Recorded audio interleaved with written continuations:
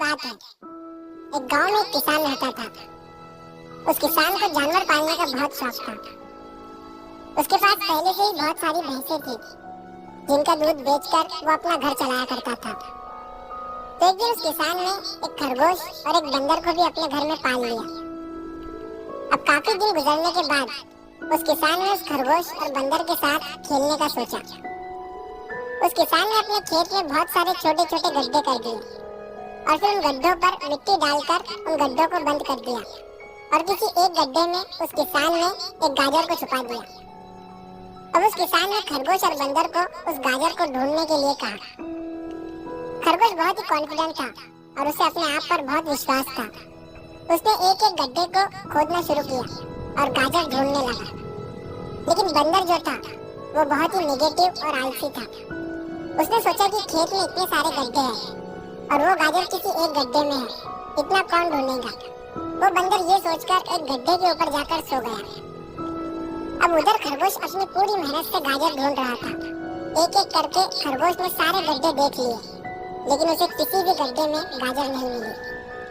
सिर्फ एक गड्ढा बाकी रह गया था, जिसके ऊपर बंदर सो रहा था।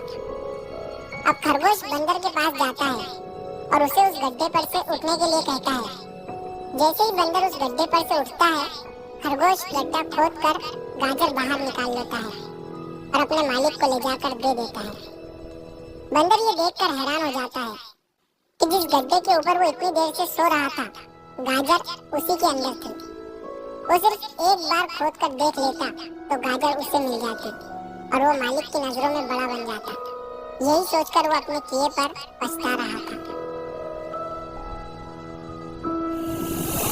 दोस्तों, इस कहानी से हमें 3 बहुत बड़ी सीखें मिलती है। पहली ये है कि हमें कभी भी अपने काम के प्रति नेगेटिव नहीं सोचना चाहिए।